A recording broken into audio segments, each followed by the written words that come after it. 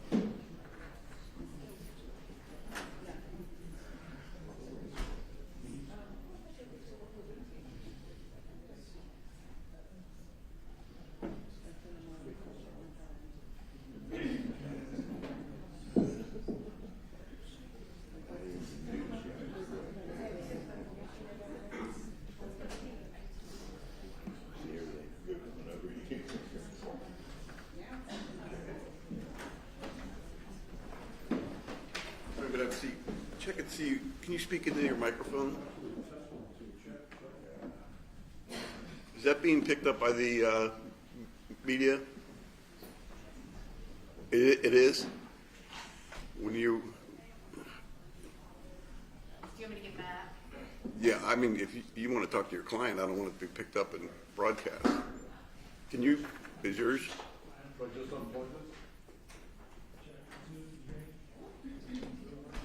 I'm sorry. Yes. Do we need to just unplug them?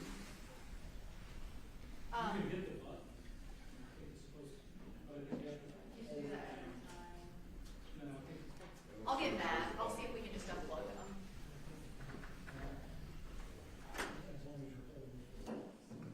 Mine will be okay.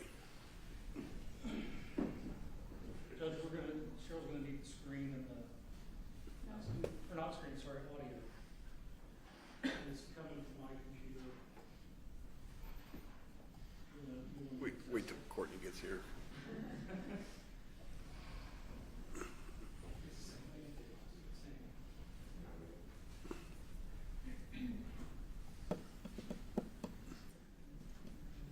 Carla, you know how to use this? No, not really. No.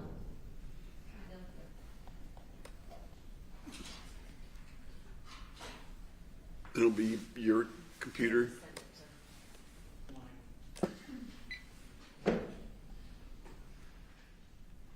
Settings, displays.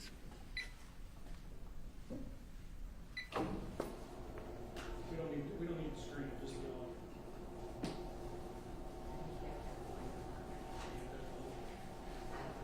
I don't know if the jurors are here.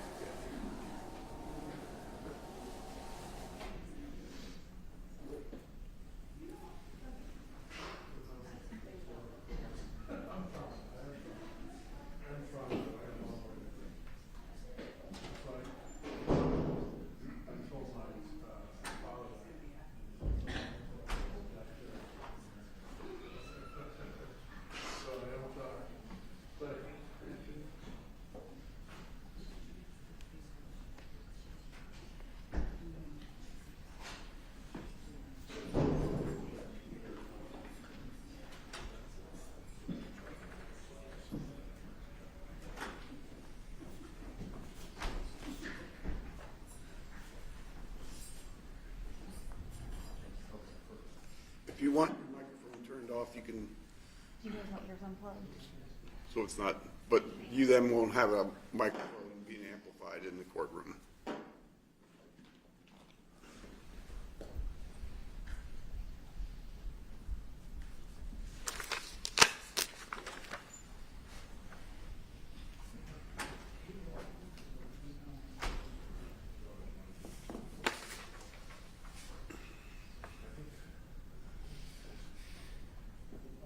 Are you going to try see if yours works?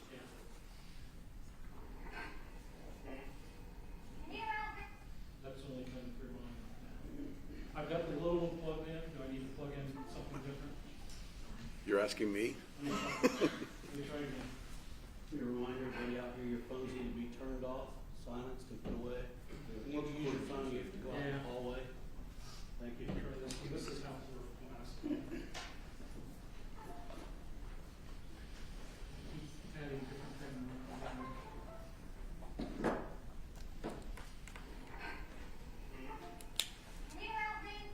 No. Still coming. Just wait till Corky gets here. You have that to, send to his computer. I thought I did. Power on. Green up.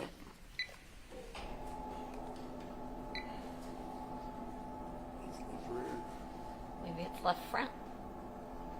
No, this is up front. Yeah, it should Left be. front. Just try it. Try it now, Dan. I'm not getting it on mine or on Okay, now try. hold on, let me try that again. I have mine muted. You ready? Looks like yours is up. And it's left rear. Carla, He wants to use his. Well, I don't know if I screwed it all up. The lights on. Okay, sorry, they have a.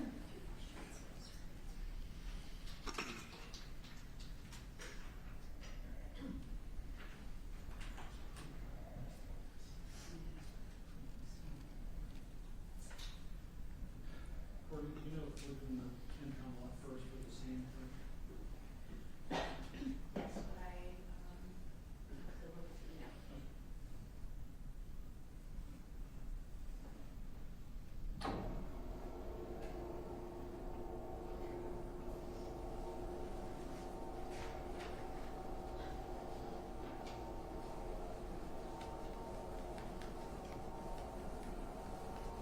Impound lot road is first. I'm sorry? Impound lot. Just need to touch that. Do you need the Elmo or the computer?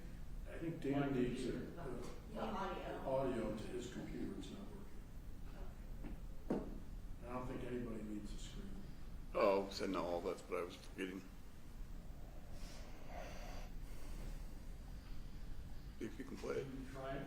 Yeah. No, it's not even.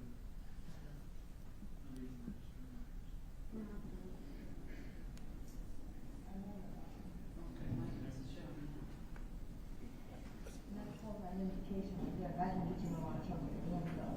That works. Okay, we're good. All the jurors here. Next matter, 19 CR 1662, State of Ohio. This is Andrew Mitchell. Do we need to put anything on the record prior to bringing in the jury? I think just two quick things, Your Honor. First, we would ask for a separation of witnesses. Okay. And then the second is, for the record, for the jury, we would waive our client's appearance and use an agreement with that. Okay. Anything on the Do paper? you agree with the separation of witnesses? Okay. Let's go get the jury.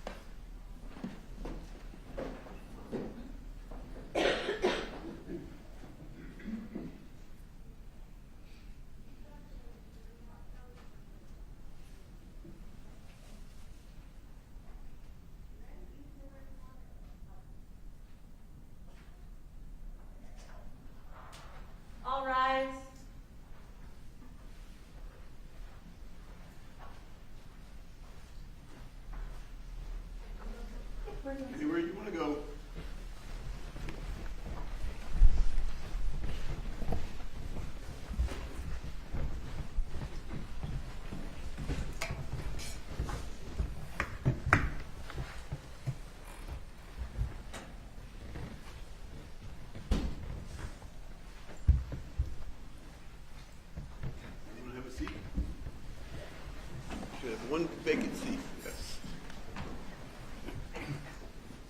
Ladies and gentlemen, what we're going to do now is do opening statements, and after opening statements, you're going to go on a jury view. Is there any opening statements on behalf of the state of Ohio?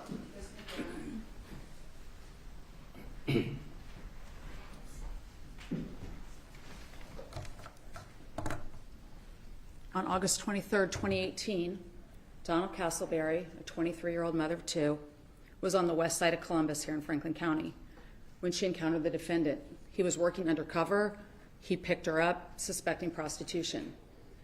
Donna had taken to prostitution after recently battling a drug addiction. She came up to the car. They engaged in conversation. Donna got into the front seat of the vehicle. They began small talk, and they decided upon a price for sexual acts. At that point, the defendant drove onto a lot near an apartment building that you will later see, drove around to the side and parked up against the side of that building, parking so that her door, her side of the car, was right up against the building so that she couldn't open the door and get out. The car was also equipped with child locks, so she had no way to exit the vehicle. After he stopped the car, he told her he was a police officer and she was under arrest. Donna asked to see some identification. He showed her a plastic identification card. She said, "Where's your badge?" He said, "I don't have it. I forgot it." She wanted more proof. She asked, "Where's your walkie-talkie?" He claimed that was in the trunk. It was not. She was polite. You'll hear her demeanor because there was an audio recording. The Columbus police at that time would take a cell phone line or some sort of recording device and place it in a hidden spot, typically in the door, and record the conversation to get the elements for prostitution for later use in court. So you'll hear her demeanor. You'll hear her asking for proof that he was a police officer.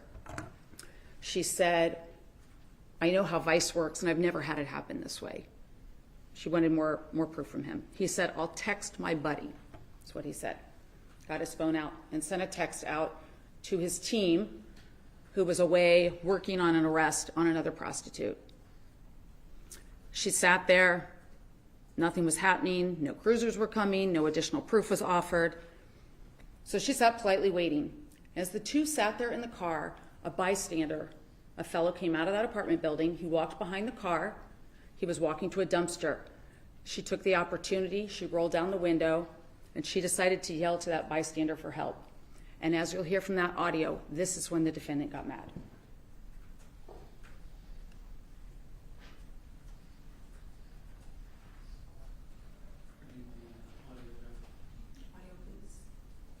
Please,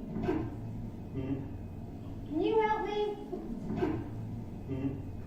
Can you help me, please? Help you what? Call the police for me. I am the police. You're not the police. I know you're not. And that's false identification right there. That can get you in a lot of trouble at the end, so. Please, copy anything. Can you stop it?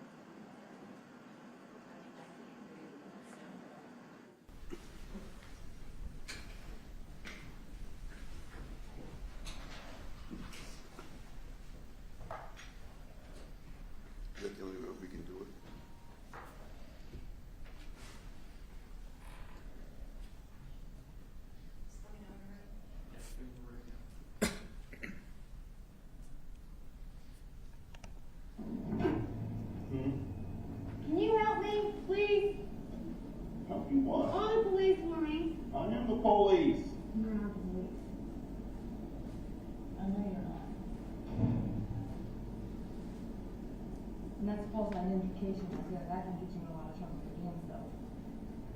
When he was trapping me in here saying he was a police officer and he was not a police officer. Yes, I He's am. acting like he's a police officer. And he's not. He has this in a fake ass bag. Kidnapping women. I've already heard about him and he already is wanted. This time to just show me the picture, you know that, right? Yeah, all right. They have been showing the picture. So you fucking you.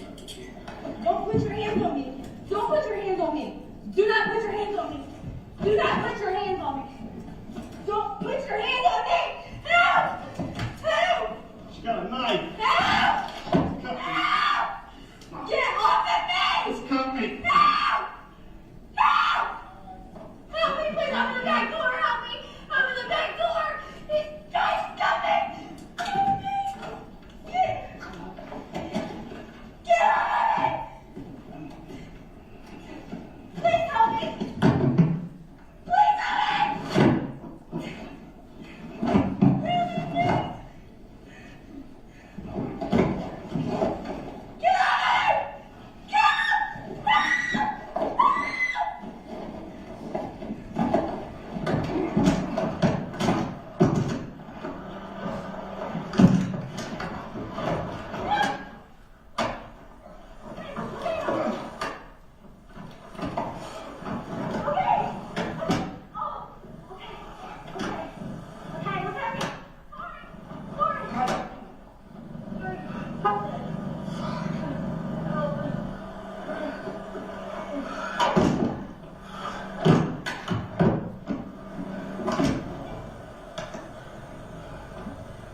Fucking nightmare.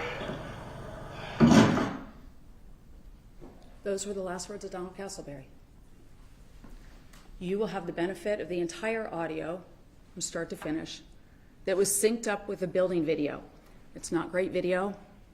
It's from an older system, but it shows the car, and you can see movement patterns in that car. And that video was synced by somebody from the Organized Crime Commission, an expert, put the audio with the video to try to lend some additional evidence here. And that was done at the request of my office, not the Columbus Police. You'll see, when you look at that during the shooting, the car door was open and Donna Castleberry was in the backseat of that car. The defendant's charged with murder and voluntary manslaughter. These are two options for your consideration. We'll get into this more later, but just generally, murder is that he caused the death of Donna Castleberry as a proximate result of committing a felonious assault, which is basically discharging the firearm, knowingly causing serious physical harm. Voluntary manslaughter, while under the influence of a sudden passion or in a sudden fit of rage brought on by provocation occasioned by Donna Castleberry, reasonably sufficient to incite him into using deadly force, knowingly caused Donna's death. Now, the defendant has asserted, as you've heard in voir dire, that he was justified. He claims he reasonably believes she posed an immediate threat of serious physical harm to him. And the judge will tell you, officers are forced to make split-second decisions in rapidly evolving situations. And we don't dispute that, but this was not a split-second decision. This was not an officer firing to save his life. This was not an immediate threat. We will present expert testimony on this topic, and I want you to pay close attention to the timing of the shots. You heard them, the pop-pop on that tape. The first shot was fired approximately 47 seconds after the defendant yelled, "She has a knife." Then he yelled he was cut 2 seconds later, so 45 seconds till the first shot. Cut by a woman who we assert did so in a defensive manner, not by an attacker, not by somebody being aggressive. He did sustain a large slice to his hand. We don't dispute that. How it happened, we don't specifically know. But Donna was screaming for help. She was screaming for a passerby to call the police, call 911. She was begging, "Help me, help me." She was scared of him. She believed she was being trapped in a car by somebody who was trying to rape or harm her. Her actions were defensive and only began after he put his hands on her. She was trying to get away. She was trying to get help. She wasn't a threat when she was trapped in the back of that car with no way out. If she'd been a threat, I submit the defendant would have sustained far more wounds. And as you will hear during this trial, he sustained a cut to his hand and another small cut.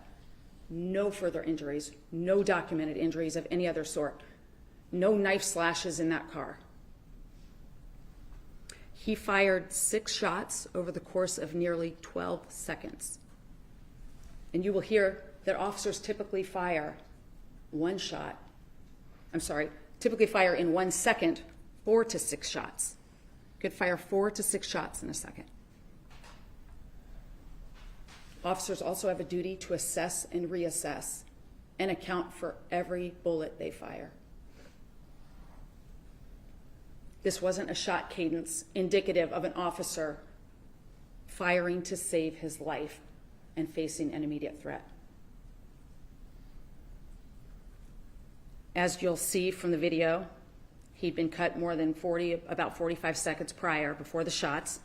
He had time, as you will hear, to release his seatbelt, to open his door, to push that door open in some fashion because it was found open, to reach down between the seats for his gun that was in a holster, to pull the holster out, to pull the gun from the holster, and as you'll see in the video, to at least get a foot out of the car, to pivot, to turn, and to fire at her in the back seat. There is no evidence Donna Castleberry had a knife when she was in the back seat. His own statements will reflect that. He never saw her with a knife in the back seat. The knife was found on his seat, was found on the front driver's seat of that car.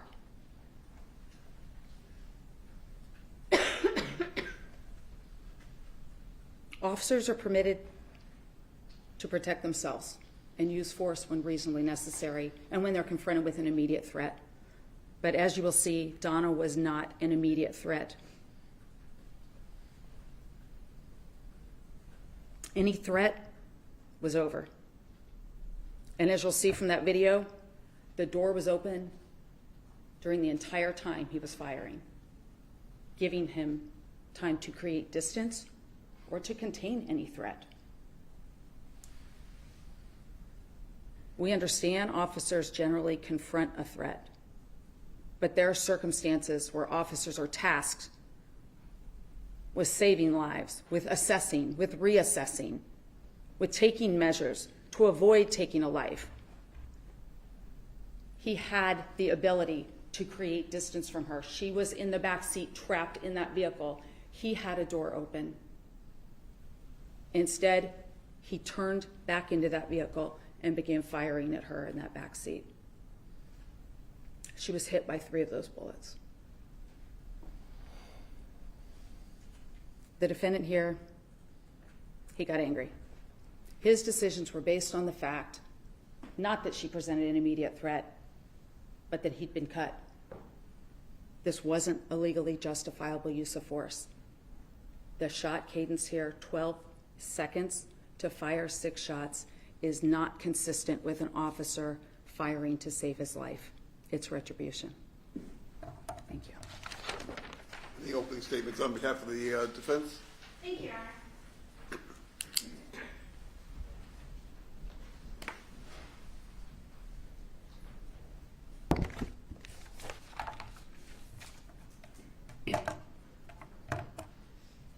May I proceed? You may. May it please the court, Mr. Collins, Mr. Mitchell, Miss Pritchard, Mr. Cable. Good morning, ladies and gentlemen. Miss Pritchard just told you that Miss Castleberry was not an immediate threat. Now, her own witnesses are going to tell you differently. So keep that in the back of your mind as you listen to the state's testimony. She just tried to tell you that Miss Castleberry was not an immediate threat. Yet on August 23rd, 2018, Donna Castleberry was under lawful arrest. She failed to comply with that lawful arrest. She resisted that lawful arrest. The evidence will show that she attacked my client with a knife. Now, conveniently, what Miss Pritchard didn't tell you was then that she proceeded to choke my client. That threat never stopped, ladies and gentlemen. Up until a split second before he lost consciousness, when my client's training kicked in, and he knew at that point he had to shoot until the threat was over. But she just tried to stand up here and tell you that Donna Castleberry wasn't an immediate threat. The evidence will show different. And more on that later. Opening statements. As you heard the judge say yesterday, opening statements are an opportunity for each side to lead you down a path of what each side believes the evidence will show. Or is the opportunity for us, me, to lead you down a path of what we believe the evidence will not show. Ms. Pritchard just stood up here and told you that this was out of retribution. Ladies and gentlemen, the evidence that you will hear will tell you differently. It's a roadmap, or preview, if you will. Now, every time Mr. Collins and I prepare for a case, we like to look what we call a theme. We like to examine what the theme of a case is, ladies and gentlemen.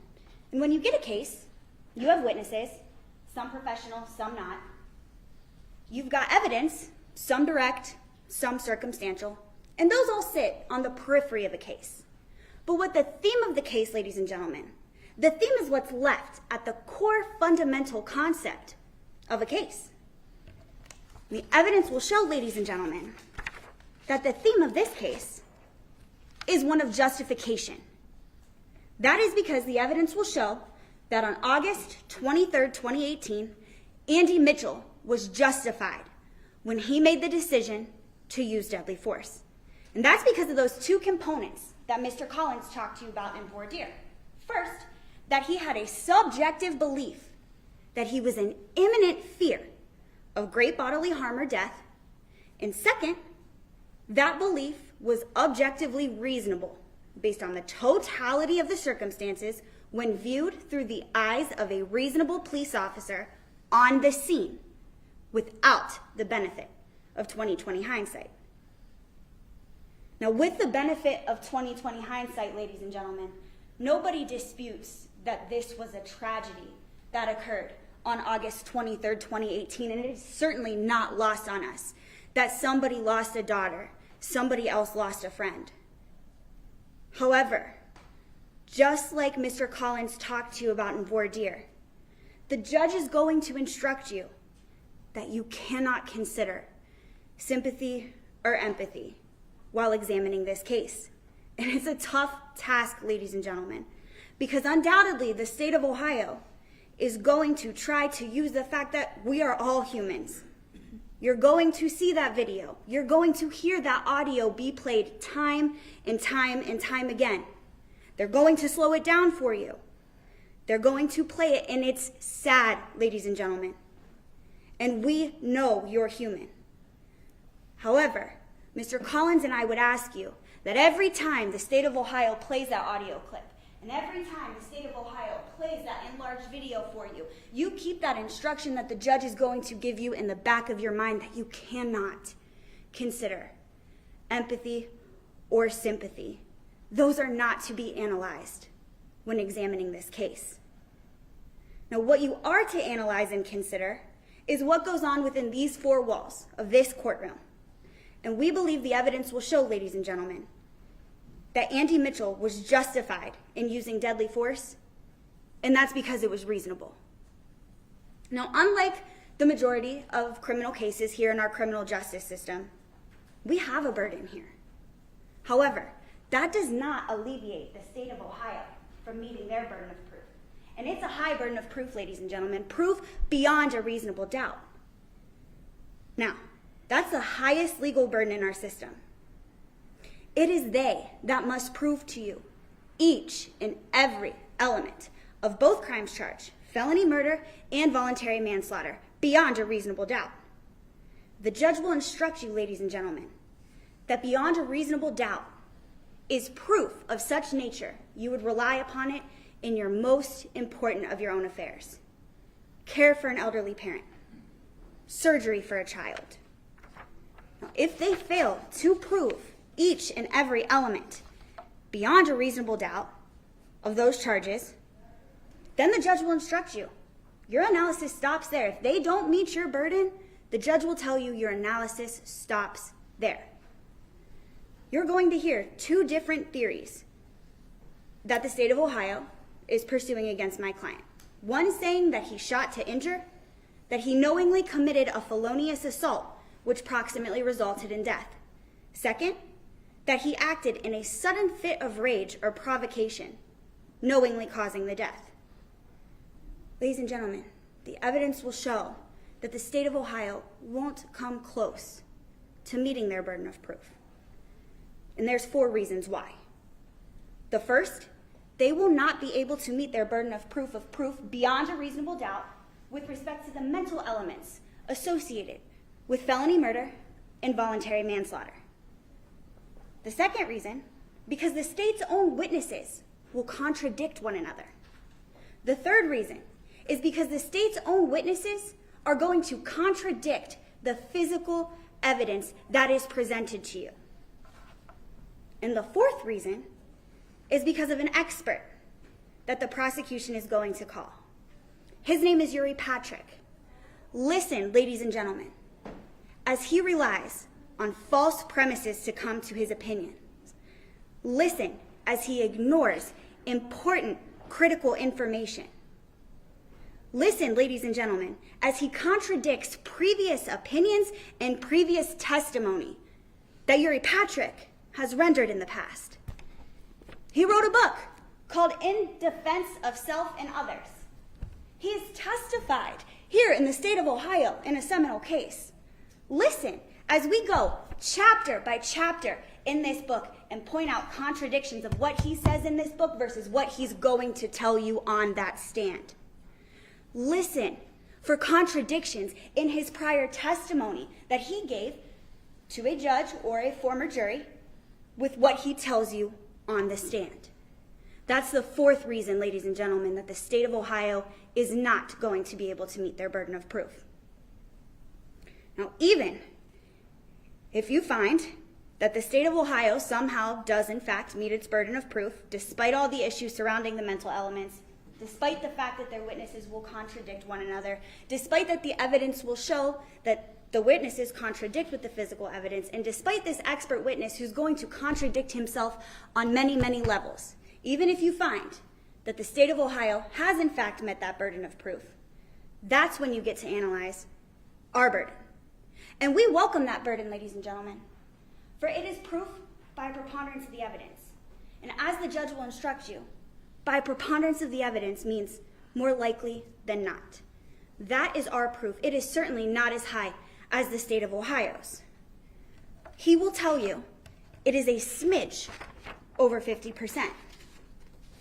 So as you listen to the testimony, ladies and gentlemen, remember, we have to prove the subjective component, that it is more likely than not that Andy Mitchell had a belief that he was in imminent fear of great bodily harm or death. The second, the objective component, that it is more likely than not that his actions were reasonable, given the totality of the circumstances in the eyes of a reasonable police officer on the scene going through everything that Andy did on August 23rd, 2018. Again, it's more likely than not. So I want you to keep those two questions in the back of your mind as you listen to the testimony, as you hold the state of Ohio to our burden, and then if you get to our burden, as you hold us to our burden. Is it more likely than not that Andy was in imminent fear? He was going to be harmed or killed? And 2, is it more likely than not reasonable? We believe the evidence will show, ladies and gentlemen, that it was. Now, in any other case in the criminal justice system, the judge will tell you that typically you review these facts in light of your own experiences. That's not the case here. Your task, ladies and gentlemen, and it's not an easy one, is the judge is going to instruct you that you must view these facts through the eyes of a reasonable police officer on the scene. He's going to tell you that you have to examine the totality of the circumstances. And the judge will tell you, you cannot use hindsight in your analysis. Now, regarding hindsight, the judge is going to tell you that you're not to look at what this officer could have done, that he could have gotten out of the car, that he could have created time, that he could have created distance, that he could have created space. But as the judge will instruct you, ladies and gentlemen, you are to look at what an officer could have believed about the decision to use force. Well, there's a reason why, members of the jury, that this is the law of justification. There's a reason why it's written in this fashion. And that's because, unlike judges, unlike juries, unlike Miss Pritchard or myself, officers on the beat are not afforded the luxury of armchair reflection. Every single day, our men and women on our police forces put their uniform on, they put their lives on the line, not knowing if they will return home to their families or their armchairs because they're doing their job. So that's why the law of justification is what it is. And you're going to hear all that. You're going to hear that on August 23rd, 2018, Andy Mitchell and other members of the Vice Squad had to be present at a shooting range for firearms training. This means that the entire unit went to the range earlier that day, took a refresher course on firearms. Present at the range was Sergeant Mike Evans, leader of the Vice Squad. Sergeant Evans is going to come in. He's going to tell you they all drove separately to the range and proceeded with that training led by Officer Gagnon, who you also hear from. He led the entire unit, including Andy Mitchell, through shoot, don't shoot scenarios earlier on August 23rd, 2018. 3 types of threats were presented to the Vice Squad during these training sessions. The first was a definite threat, second was a non-threat, and the third was an indeterminate threat. You're going to hear that when a threat was presented to the officer's training was enforced, that they are to shoot until the threat is over. Meaning, number 1, that the threat stops moving, and second, that the threat is no longer there. You're going to hear that Andy Mitchell was trained by Officer Gagnon on that day and participated in the shoot, don't shoot scenarios. Officer Gagnon is going to walk you through the protection that they use on the shooting range and what the controlled environment of the shooting range looks like. Listen, ladies and gentlemen, as he talks about the mechanics of how the range is designed. Pay close attention and contrast those mechanics logistically with that vehicle that you're going to go see. Think about how it would sound differently at the range versus at a car. He's going to tell you that you have to wear ear protection, that it's absolutely required at the shooting range. And that's because if a gun goes off, even in a controlled environment, at the shooting range, a person can suffer a loss of hearing. Imagine, ladies and gentlemen, what a shooting could look like or sound like in a confined space like that car that you're going to go see and what that would do to your ears. Also present at firearms qualifications was Detective Laura Evans, who you'll also hear from. The state is going to call her, and she'll explain to you what her directives were from her sergeant that day. That the group had decided they were going to go down to the west side to an area called the Bottoms in order to work prostitution. So the unit got in their separate vehicles and drove down to the Bottoms. They were working prostitution undercover, dressed in plain clothes, not in marked cruisers. You're going to hear that Andy picked up a woman who he suspected was a prostitute. He did this according to his training, something very common that the Vice unit did. He begins his audio recording so that he could record the interaction on a city-issued cell phone between himself and Miss Castleberry. Again, according to his training. You're going to hear that Donna Castleberry directed him where to go. Again, according to his training. You're going to hear that this training, if a police officer gets a prostitute in the car and you don't listen to where it is that she's directing him on where to go, that prostitute won't hesitate to jump out of a moving vehicle because that police officer would fail what's called the cop test. So Donna Castleberry tells him where to park his car. You're going to hear, yes, that he did pull up to a pole according to his training. That was policy, containment policy of the Vice Squad back in August of 2018, so that they could prevent the person who they were going to arrest from getting out of the vehicle and running. You're going to hear that that was according to his training. You're going to hear that probable cause existed for Mr. Mitchell to arrest Donna Castleberry for solicitation. You're going to hear her say $25 for the sex act, and then you're going to hear Andy say that he's a police officer. He's going to arrest her, again, according to his training.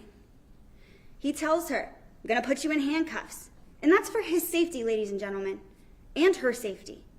Again, according to his training. Then you are going to hear the escalation by Donna Castleberry. You're going to hear her not comply. She refuses to answer his questions, and you're going to hear her resist arrest. The evidence will show that she has heroin on her person, that she is looking to score more dope after finishing her business. The evidence will show that she had a warrant out for her arrest. Testimony will show that our client had to arrest her and take her to jail, according to his training. The evidence will show, ladies and gentlemen, that Donna Castleberry was not going to comply with Officer Mitchell's arrest and then be taken into custody. So then you're going to hear and you're going to see that she starts scrambling, trying to think of anything to keep her from the inside of a jail cell, which again, ladies and gentlemen, you'll hear is not uncommon. She tries to say she doesn't believe that Andrew Mitchell is a cop. But ladies and gentlemen, you're going to hear that this was quickly debunked with all of the things my client shows to her, that he is in fact a police officer, but that he is working undercover. You're going to hear again that you're right, he did not have a badge on him that day. But again, ladies and gentlemen, that was according to his training, because of a procedure and a policy that existed back in August of 2018, that undercover officers did not have to carry their badge on them. You're going to hear that he provided her a Columbus police identification card with his picture on it. You're going to hear that he showed her handcuffs, the keys to the handcuffs. You're going to hear that a U-10-100, an arrest report, a complaint that is specific to the Columbus Division of Police was shown to Miss Castleberry. He says, I'm going to call my buddy for backup. He tells her all of these things to show her that he was in fact a police officer and that she was in fact under lawful arrest. Then he tells her he's going to do a warrant check on her. He tells her, hey, as long as there's no warrants, I won't take you to jail. I'll issue you a summons and you can show up for the court date. However, again, ladies and gentlemen, according to policy and procedure as it existed back in August of 2018, if a warrant did in fact exist, Officer Mitchell had no discretion than to take Miss Castleberry to jail. You're going to hear, upon realization that a warrant check was going to be done, the situation escalated from non-compliant to violent in a matter of seconds. Donna Castleberry pulls out a knife. You're going to see that knife. It is not a small knife. She attacks my client with that knife. She feloniously assaults my client with a deadly weapon when he is buckled into that driver's seat of the Mitsubishi. She attacks him. And this was no small cut, ladies and gentlemen, as Miss Pritchard just tried to tell you. This was no small cut on his hand. This cut required 34 stitches. It required a tourniquet. It required an emergency blood transfusion and surgery. This was no small cut. Now, after she cuts my client, she continues to escalate the fight. She continues the attack and she won't stop. you're going to hear that she maneuvers herself so that her back is up against the windshield. You're going to hear that she placed her foot on my client's throat as he was buckled into the seat. You're going to hear that my client is trying to gain control of her hands, and as he tries to gain control of her hands, the harder her foot presses against his throat. You're going to hear that at the moment that he believes, right before he believes he is about to lose consciousness, Officer Mitchell makes the split-second decision that he has to and releases her hands, goes, unbuckles himself, unholsters his weapon, and fires to stop the deadly threat. You're going to hear that his training kicked in. He believed she still had the knife. She is moving all over the car. She comes towards him to get into the back of the car. He thinks she's going to slash his throat because he doesn't know where the knife is. That is what the struggle occurred for 47 seconds, what Miss Pritchard was talking about. She told you that it wasn't a split-second decision to use force. But make no mistake, ladies and gentlemen, while the struggle certainly did not last a split second, while it was not a split second that she went from cutting our client to choking our client, the decision to use deadly force, the evidence will show, was absolutely made in a split second. Now, the audio you're going to hear again and again, you heard, ladies and gentlemen, already. She says, "I'm sorry, okay." But the evidence will show that just because the audio recording heard that, just because you heard that, just because I heard that, just because Miss Pritchard, Mr. Cable heard that, does not mean that Officer Mitchell heard that in that life or death struggle. And ladies and gentlemen, the judge will tell you, you cannot put yourself in Donna's shoes, not in Miss Pritchard's shoes, not in my shoes. You have to put yourself in Andy Mitchell's shoes as he was experiencing the deadly attack from the eyes of a reasonable police officer. You're going to go look at that car. Look at how small it is. Imagine that life or death struggle that I just described for you while in the driver's seat of that vehicle while he's belted in.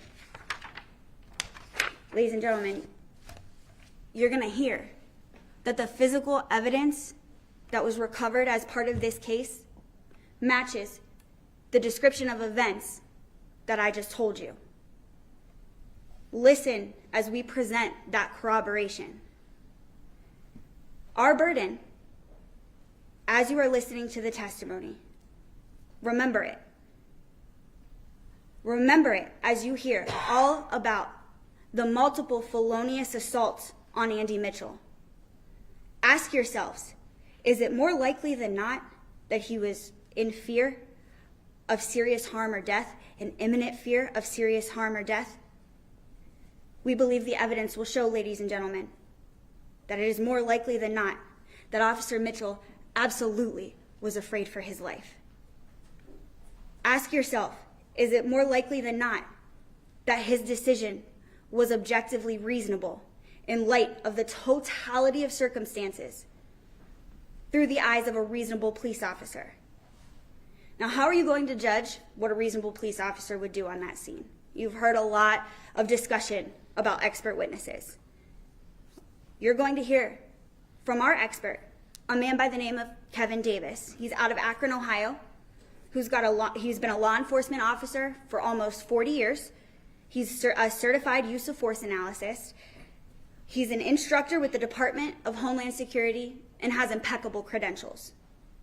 Mr. Davis is going to take those facts that I just described for you in that life or death struggle, and he's going to help you apply them to the law. The judge is going to talk to you about factors that you are to take into consideration when determining and evaluating whether use of force was in fact reasonable. Keep these factors in the back of your mind. You'll hear testimony about them. You're going to hear testimony about the severity of the crime at issue. Evidence will show, ladies and gentlemen, that felonious assault is a very serious crime. The evidence will show that our client was attacked with a knife and then choked. A severe and violent attack. Evidence will show that the decision to use deadly force with respect to that factor while evaluating that factor was more likely than not reasonable. The second factor, whether Ms. Castleberry posed an immediate threat of physical harm or death to our client.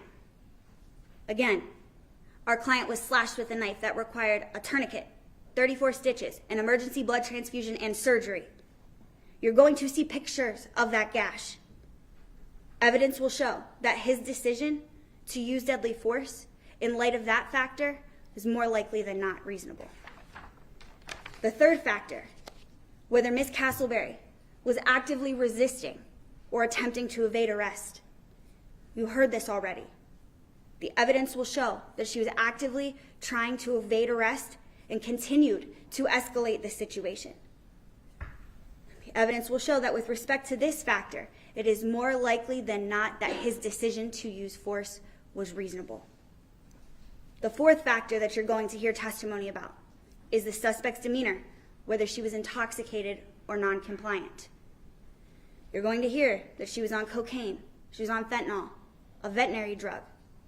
You're going to hear that she consumed these substances no more than 3 hours before the incident. You're going to hear that she was non-compliant.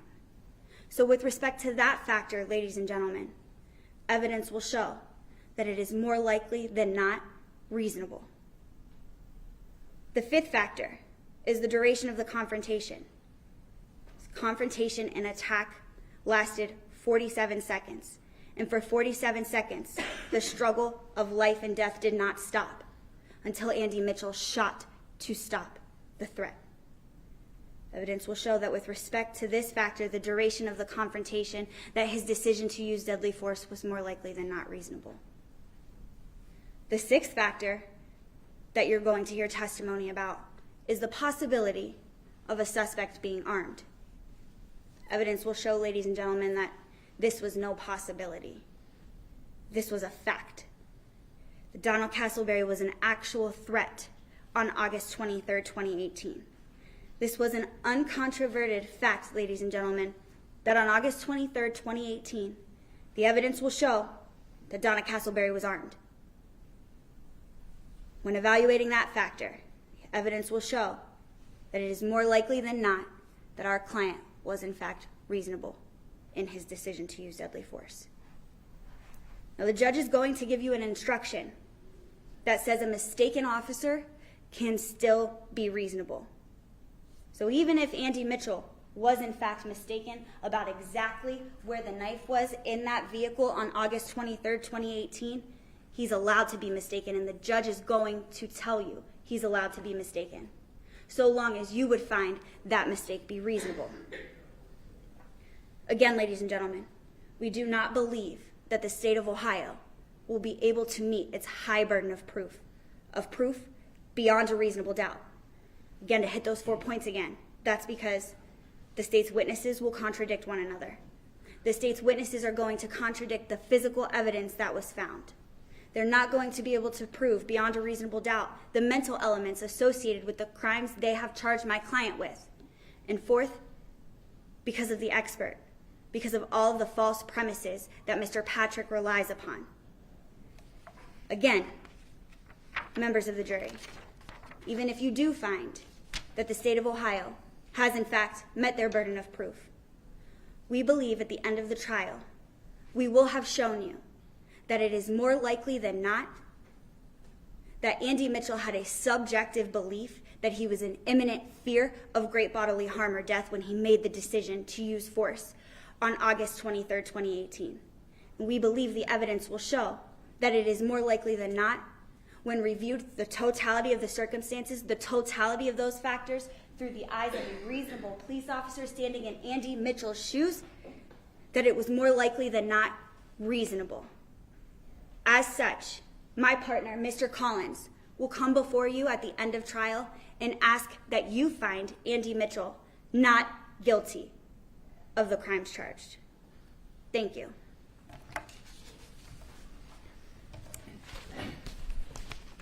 Ladies and gentlemen, we're going to now take you on a jury view, and do not discuss this case among yourselves. Do not permit anyone to discuss it with you or in your presence. It is your duty not to form or express an opinion on the case until it is finally submitted to you. And for tomorrow, you'll be released after you go on the jury view. If you can be in about 8:45, and then we'll try and get started at 9 o'clock in the morning. All right. All rise.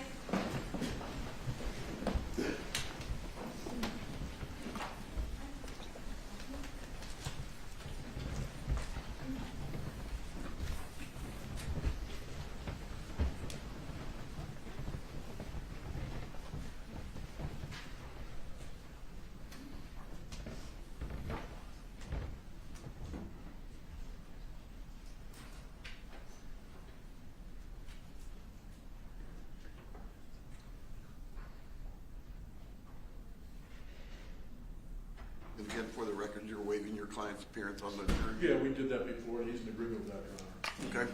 Are you guys going on the jury view? Yeah, I believe we were instructed to get to our vehicles and then go be there on Front Street. All right. Thank you, Judge. See you in the morning. Or wait, just before you go, who were you thinking of calling tomorrow for the record? Daniel Evans and Shep. Okay, so I'll just bring that up.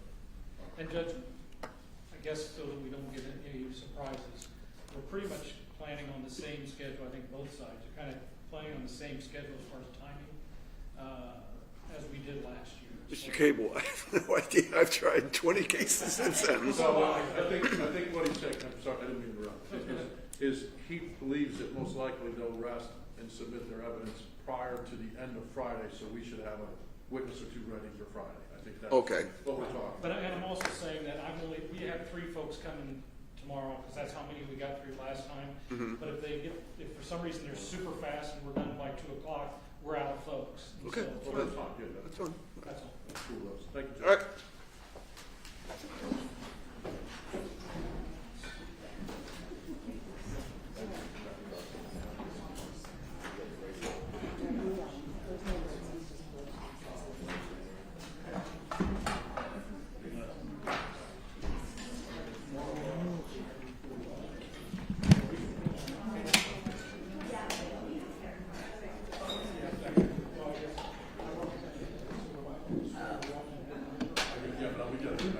Yeah.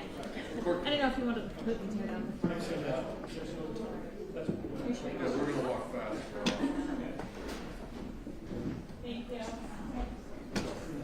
I'm coming through. You can walk, please. On the court. Oh, please.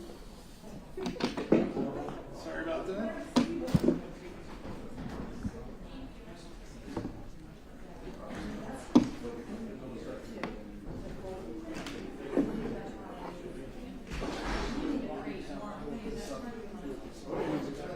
What's that?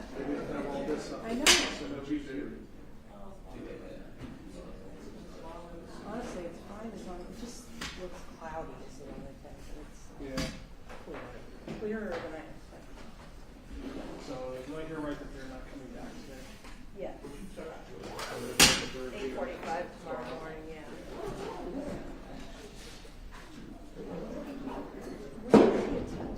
Testify, I heard he's gonna testify.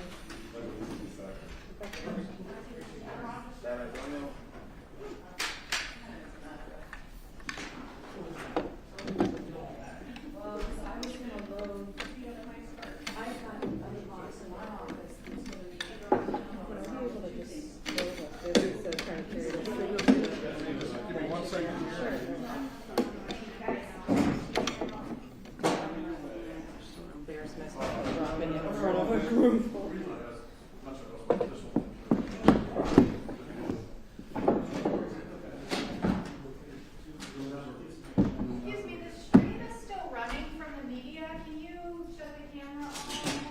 I'm sorry? The stream is still running. That's not us, that's you. That's the court. I have it up on one of the YouTubes that's. That's the court camera, that's not me. My camera's done. This is off. Yeah, it looks like it's in a bag on the video. Okay, well then it's my camera, so I can't